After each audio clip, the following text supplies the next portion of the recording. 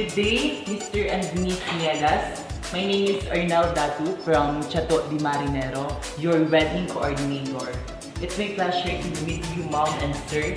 So, shall we go upstairs and talk about your upcoming wedding? Let's go.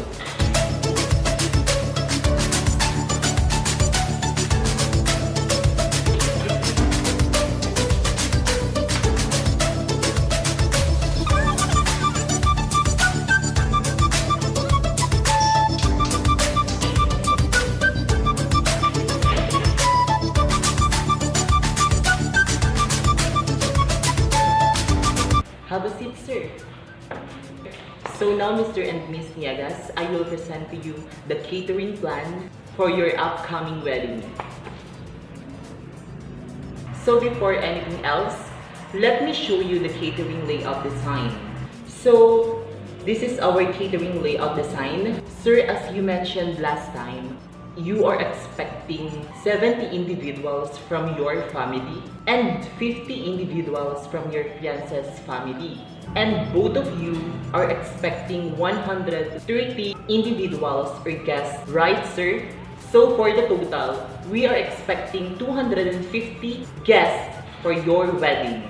So this layout is perfect for this number of guests. As you can see, we have here 2 presidential tables for your family, and at the center is the stage where will be the bridal stage and table. Actually, sir and ma'am, if you want to see the venue, you can see it, sir, for you to visualize the layout. Let's go, ma'am.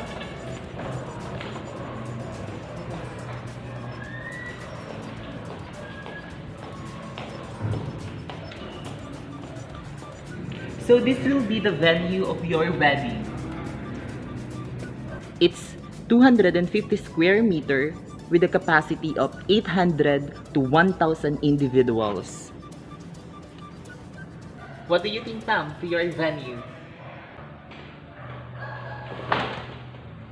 So going back, around the center stage is the guest table. 12 tables for the right and 18 tables for the left side. And each table have the maximum of 8 persons.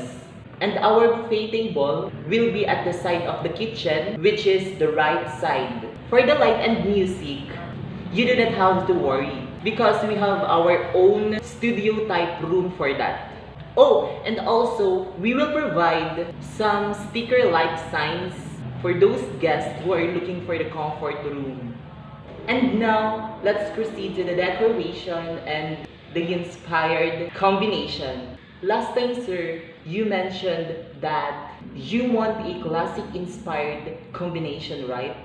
And you asked me if it is possible. Yes, sir, it is possible. So for that, sir, this will be our guest table. And our presidential table will be look like this.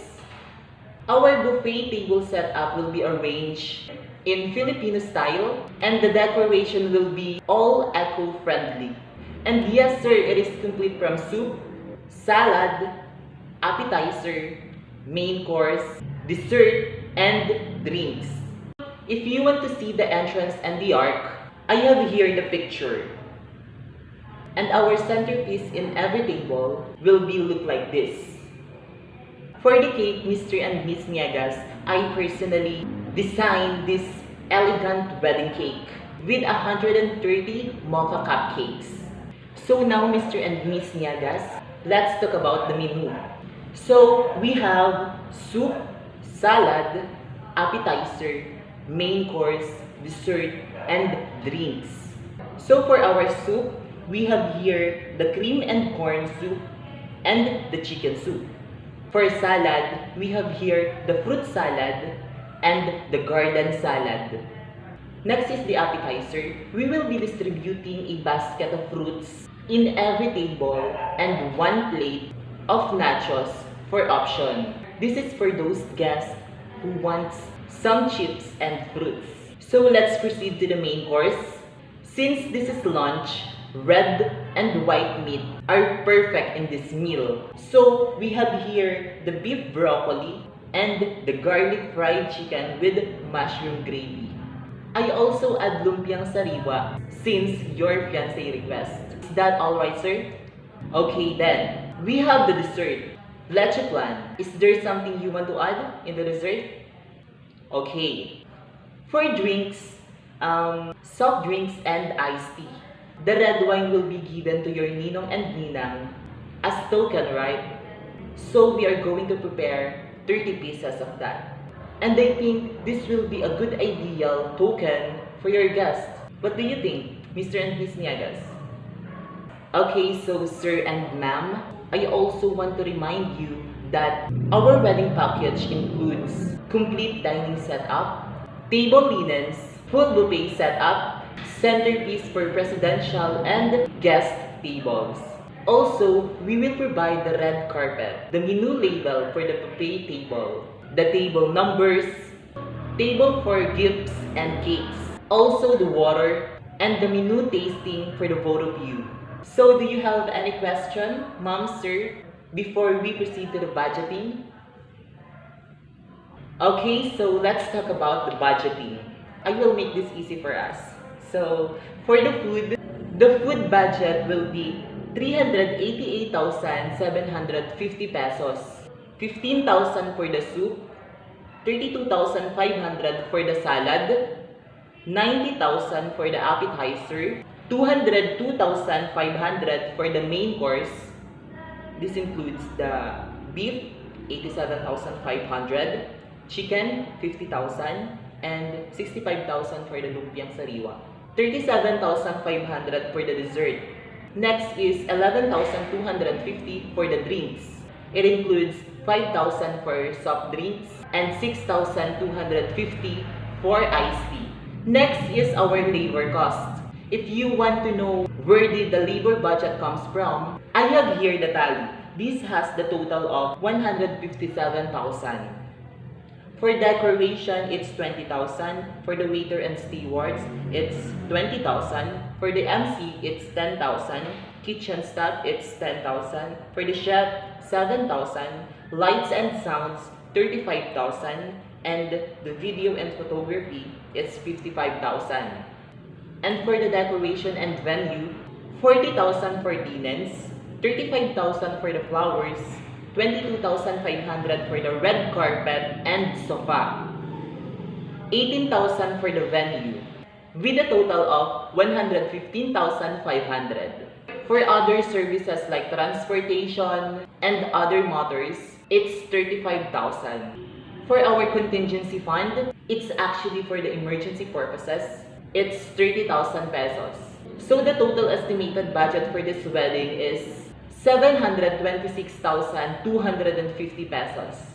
So for this package, since this is a big event and has a glamorous food, in every plate, we estimated it like 1,500 pesos each. So for our preparation of your upcoming wedding, it's 9 months before your wedding. It starts actually last week when we talk about your plans in your wedding. And now February 4 for the final presentation of the proposal. Next is the month of March for the contract signing and other matters like determining your budget, etc. 7 months before the wedding is the video and photographer contract and light and sound contract. Also, the engagement photos. 6 months before the wedding is the finalizing of the selection of your bridesmaids' dresses and schedule fitting within the month. Actually, within the month, we can also book the rehearsal dinner venue and hire the ceremony musicians.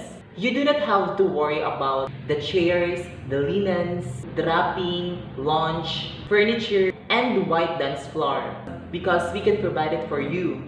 In 5 months out, you can book transportation for your guests if needed, and also for your transportation as newlywed. This is also the right time for you to book for your honeymoon.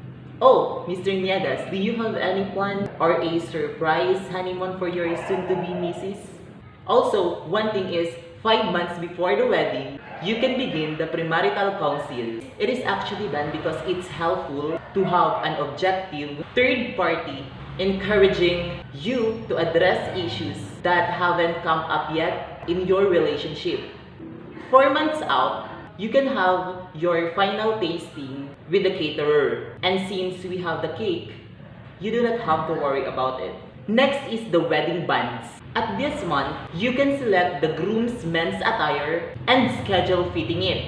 After that, we will have the hair and makeup trial. 3 months out, you can order the invitations and hire a calligraphy for that. You can also brainstorm guest favors and gift bags and book a photo booth rental. One of the most important is the vows. So you can write your vows within the month. 2 months out, you can send the wedding invitation with RSVPs due 1 month before the wedding. And also send out rehearsal dinner invitations. This can be included with the wedding invitation if you like. You can also do your first dress fitting and pick up your marriage license.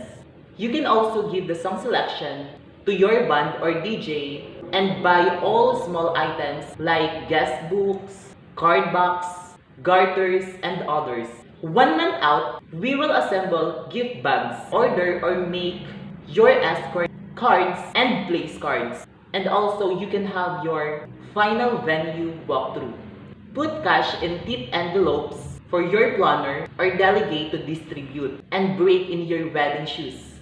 For the final week, actually at this point, we will take care of things like refreshing your hair color, getting your eyebrows done, manicure, pedicure, getting a massage, final dress fitting, and clear your work to-do list so you can only focus on wedding festivities and take it all in. Also, you can practice your vows out loud. This big day is finally here, the night before the wedding.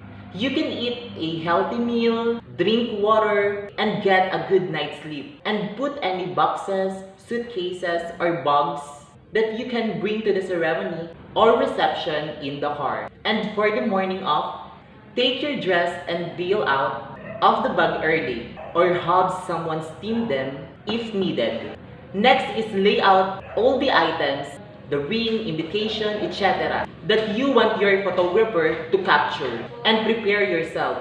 If you have any concern, ma'am, sir, don't hesitate to contact me as soon as possible for any changes or for the additional things you want.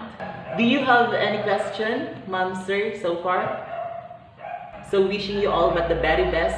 Actually, good marriage is like a good wine. It only gets better with age. So thank you very much, Mr. and Miss Niegas.